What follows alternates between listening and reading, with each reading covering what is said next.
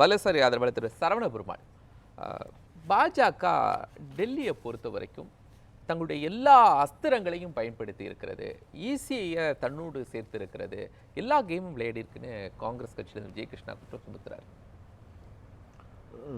அதாவது இந்த தேர்தல் வெற்றின்றது வந்து பார்த்தீங்கன்னா, ஒவ்வொரு தேர்தலையும் வெற்றி தோல்வி என்பது எந்த கட்சி தோக்குதோ அந்த கட்சிக்கு ஒரு மிகப்பெரிய படிப்பினை, எந்த கட்சி வெற்றி பெறுதோ அதற்கும் ஒரு படிப்பினை. ஏன்னா வந்து இன்றைக்கி நடந்து கொண்டு இருக்கக்கூடிய ரிசல்ட் ட்ரெண்டிங் லோக்சபா தேர்தலே நம்ம பார்த்தோம். ஏன்னா முன்னிலையில் இருந்து கிட்டத்தட்ட 280 சீட்லேருந்து அப்படியே டவுன் ஆகி 245 பாஜக வந்துட்டோம். ஸோ அது ஒரு படிப்பினை. அது இல்லாமல் வந்து இப்போ வந்து இன்னும் 10%, 11% வாக்கு வித்தியாசம் இருந்தது. இப்போ வந்து 4.5%, 4.7% அப்படின்ற ஓட் டிஃப்ரென்ஸில் தான் போயிட்டுருக்கு, நெக் டு நெக் தான் போயிட்டுருக்கு. அதை தான் வந்து பார்க்கும்போது வந்து பார்த்திங்கன்னா, இந்த தேர்தல் என்றது வந்து மக்களுக்கான வெற்றி. மக்கள் ஒரு தீர்ப்பை அளிக்கிறார்கள். அந்த தீர்ப்பை வந்து நம்ம எப்படி பெறறீங்க அப்படிங்கறதாங்க கேள்வி. இல்ல, அதுதான் அந்த பாயிண்ட்க்கு தான் வர ஜனநாயகபூர்வமாக இல்ல எப்படி இப்ப இந்த தடவை பெற்றிருக்கிறோம் அதுக்கு தான் வர.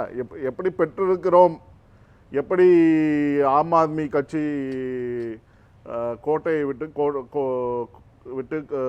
கோட்டை நழுவ விட்டது அப்படின்றது நம்ம பார்க்கணும். ஏன்னு கேட்டிங்கன்னா, இப்போ இந்த சமீப காலமாக ஒரு செப்டம்பர் மாதத்துலேயும் சரி அக்டோபர் மாதத்துலேயும் நான் டெல்லியில் பயணம் பண்ணேன்.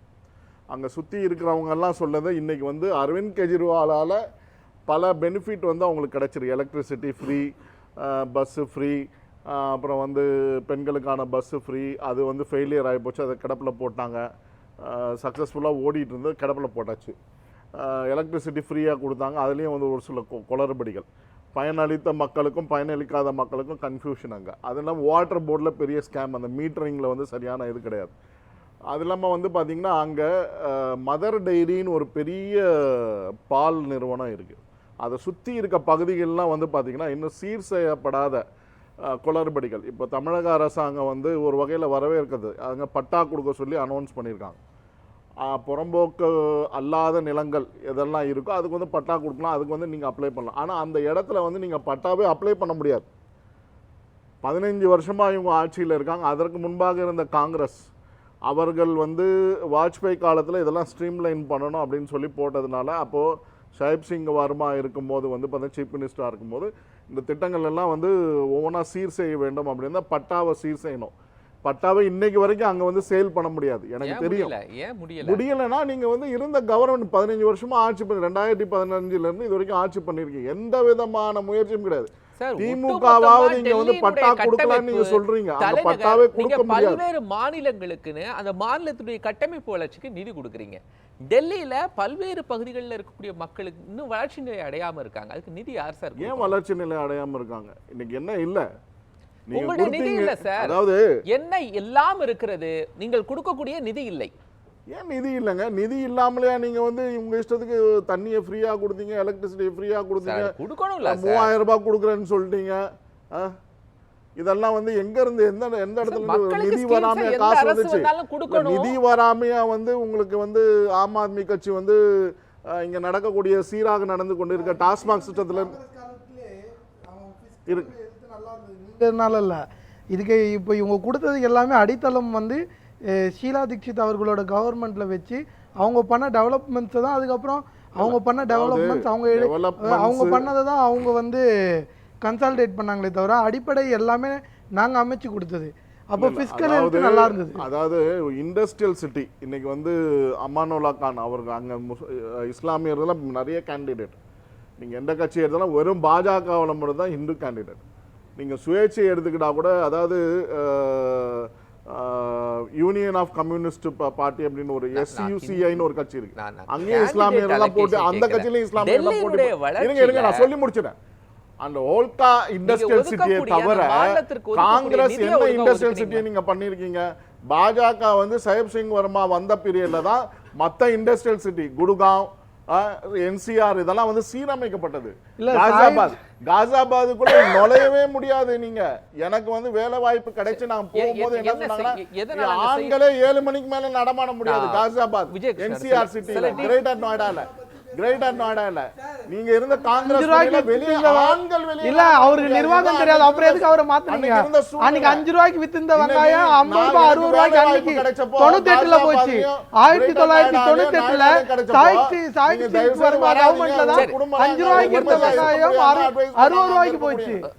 இதுதான் வந்து அந்த நிலவரம். அதனால இங்க காங்கிரஸ் வந்து மத்திய டெல்லியில வந்து நீங்க வந்து ஏசியன் கேம்ஸ் நடத்துறீங்க. ஒரே ஒரு விஷயம் எல்லாம் ஏசியன் ஒண்ணு கேட்டேன். வில்லேஜ் ஒரே ஒரு விஷயம் இங்க கொஞ்சம் நெருக்கடியா கொடுத்தீங்க. பாஜக வராத ஒரு காலகட்டம், ஆம் ஆத்மி கட்சி உருவாக காலகட்டத்தை எடுத்துக்குவோம். காங்கிரஸ் இருந்த காலகட்டம், இந்திரா காந்தி அம்மையார் இருக்கும்போது ஏசியன் கேம்ஸ் ஏசியன் வில்லேஜ்லாம் டெவலப் பண்ணி அதை சுற்றி இருக்கிற ஏரியாலாம் டெவலப் பண்ணுவோம் அப்படின்னு சொல்லி கொண்டாந்தாங்க. அதனால ஏதாவது பெரிய டெவலப்மெண்ட் ஆச்சா சொல்லுங்க பார்க்கலாம். யமுனை நதிக்கரை வந்து பாதிக்கப்படாம இருக்கா? அப்பத்துல இருந்தே சொல்றாங்க நீங்க இண்டஸ்ட்ரியல் செட்டப் கொண்டு வரீங்க. ஒர்க்கா இண்டஸ்ட்ரியல் சிட்டி கொண்டு வரும் போதே யமுனை நதிக்கரை உள்ள வந்து நீங்க வந்து பொல்யூஷனை கொட்டக்கூடாது அப்படின்னு சொல்லிக்கிட்டே இருக்கிறாங்க. நீங்க உலக வர்த்தக மையத்துல போய் சைன் 91 இந்திரா காந்தி அம்மையார் விட்டுருங்க, ராஜீவ் காந்தியை விட்டுருங்க, நீங்க நரசிம்மராவ் பீரியட் எடுத்துக்காங்க, அப்போ கூட நீங்க சுதாரிக்கல. மன்மோகன் சிங்கும் அதை இப்ப இருக்கக்கூடிய ப. சிதம்பரம் அவரும் நீங்க வந்து 19 குளோபலைசேஷன் ட்ரீட்டில ஒரு போட்டி நடக்குதுன்னா உள்ளுக்குள்ள ஒரு போட்டி நடக்கும், ஒரு ஸ்கூலுக்குள்ள ஜோன் லெவல்ல ஒரு போட்டி நடக்கும், டிஸ்ட்ரிக்ட் லெவல்ல ஒரு போட்டி நடக்கும், ஸ்டேட் லெவல்ல ஒரு போட்டி, நேஷனல் லெவல், அதுக்கப்புறம் இன்டர்நேஷனல் போவாங்க. இவங்க என்ன பண்ணாங்கன்னா மக்களுக்கு ஐஎஸ்ஓனா என்னன்னே தெரியாது. எடுத்தோனே நீங்க குளோபலைசேஷன் வந்து சைன் பண்ணி விட்டுட்டு அதுக்கப்புறம் குளோபலைசேஷன் ட்ரீட்டில இருக்கக்கூடிய யமுனை நதிக்கரையில நீங்க பொல்யூஷன் கண்ட்ரோல் பண்ணணும் அப்படின்னு சொல்லும் போது நீங்க என்ன உறங்கிட்டு இருந்தீங்களா? இன்னைக்கு யமுனை நதிக்கரை எவ்வளவு பாதிக்கப்பட்டிருக்கு சொல்லுங்க பார்க்கலாம். உங்களால நீங்க என்ன செஞ்சீங்க? மத்திய அரசு என்ன பண்ணீங்க? மத்திய அரசு என்ன பண்ணீங்க? இருங்க, அதற்கு தான் சார் நீங்க வந்து வாஜ்பாய் காலகட்டத்திலே நதிநீர் இணைப்பு, நதிகளை வந்து சீரமைப்பது, இன்னைக்கு வந்து நதிகளை வந்து ஒருங்கிணைத்து அந்த வந்து ஒரு திடமான நதியா இருக்கிறதுனாலதான் இன்னைக்கு 40 கோடி மக்கள் இன்னைக்கு வந்து அமெரிக்காவில இருந்து அமெரிக்காவை விட்டுட்டு நீங்க துரத்த வேண்டாம், அமெரிக்காவை விட்டு துரத்த விட முடியாம ஒரு வாரத்துக்கு முன்னாடி எனக்கு நெருங்கிய தொடர்பில் இருக்கக்கூடிய நண்பர்கள் அங்க இருக்கக்கூடிய இதெல்லாம் பிசினஸ் எல்லாம் வைண்ட் அப் பண்ணிட்டு இந்தியாவில வந்து நாங்க செட்டப் பண்ண போறோம்னு இன்னைக்கு கும்பமேளால நாளை கலந்துக்கிறாங்க. சொல்லுங்க பார்க்கலாம். 4 பேர் வந்திருக்கிறாங்க. எங்களுக்கு ட்ரம்பை துரத்த வேண்டாம், இன்னைக்கு வந்து இந்தியா வந்து எங்களுக்கு வந்து ஒரு பிசினஸ் எல்லாம் வைண்ட் அப் பண்ணிட்டு இங்க பிசினஸ் செட்டப் பண்ண போறோம்னு வராங்க. இன்னைக்கு பிரயாகராஜில அந்த பிரயாகராஜில சுத்தமான நீர்ல கங்கையில நீராடி விட்டு இன்னைக்கு இந்தியா மேக் இன் இந்தியா ப்ராஜெக்ட்ல என்டர் ஆக போறாங்க. இத நீங்க சொல்லுங்க பார்க்கலாம், என்ன பெரிய மாற்றம்? அதுதான் வந்து பாஜகவினுடைய திறமான யமுனை நதிக்கரை சீர்படுத்துவது, கங்கை நதிக்கரை பொல்யூஷனை கண்ட்ரோல் பண்ண என்ன பண்ணீங்க? டெல்லியோட பொல்யூஷனை கண்ட்ரோல் பண்ணுங்க. டெல்லில பொல்யூஷன் என்ன பண்ணீங்க சார்? அதுதான் சார் நாங்க இல்ல எல்லாரும் என்ன பண்ணீங்க? இன்னைக்கு பொல்யூஷன் கண்ட்ரோல் பண்ணதுக்கு என்ன பண்ணாங்க? பொல்யூஷன் கண்ட்ரோல் நார்ம்ஸ் கொண்டு வந்திருக்கோம், எக்யூப்மென்ட்ஸ் அதுக்கான நார்ம்ஸ் எப்படி இம்ப்ளிமென்ட் பண்ணீங்க? தளவாடங்களை வந்து இல்ல இது பண்ணிருக்கோம். நார்ம்ஸ் எப்படி சார் இம்ப்ளிமென்ட்? நார்ம்ஸ் மட்டும் இல்ல, இல்ல இந்த பொல்யூஷன் கண்ட்ரோலுக்கு எதுவுமே பண்ணல. எப்படி பொல்யூஷன் கண்ட்ரோல் கண்டினியூஸா அந்த காத்து பாழ்படுத்தி மக்களுக்கு டெல்லி மனிதருக்கு வாழ்ற இடம் இல்லாத அளவுக்கு ஆக்கிட்டீங்க சார். இப்போ நான் ஒன்னு சொல்றேன் சார், 2015 பீரியட்ல ஒரு பெண்ணை அனுப்பிச்சாங்களா? சைனா அனுப்பிச்சுதான் 3க்கு நிலவுக்கு அனுப்பிச்சாங்களா இல்லையா? ஸ்பேஸ் இது ரிசர்ச் பண்ணாங்களா? மேக் இன் இந்தியா ட்ரோன்ல எதுக்கு சார் சைனா நீங்க இருக்கிறதே பேச மாட்டீங்க. சைனா வந்து வாஜ்பாய் காலகட்டத்துல இஸ்ரோவுல இருந்து டெக்னாலஜி வாங்குறதுக்கு பேரம் பேசப்பட்டு கொண்டு இருந்தது. சீனா அரசாங்கம் இஸ்ரோவிடம் பேச்சுவார்த்தை நடத்தி கொண்டு இருந்தது. மன்மோகன் சிங் கவர்மெண்ட் எப்போ வந்ததோ 2005 இருந்து இன்னைக்கு 2014 வரைக்கும் கிடப்பில் போட்டாச்சு. அந்த திட்டத்தை கிடப்பில் போட்டாங்களா இல்லையா? அதுக்கப்புறம் சீனா என்ன பண்ணாங்க? அவங்களாவே ரிசர்ச் எல்லாம் பண்ணி நாங்க விண்கலம் ஏவுவோம், நிலவுக்கு அனுப்புவோம், நாயை அனுப்புவோம், எல்லாம் பண்ணிட்டாங்க. நீங்க என்ன பண்ணீங்க? 10 வருஷமா இந்தியா பாடல வந்து இந்தியா பாடல சைனா இந்தியா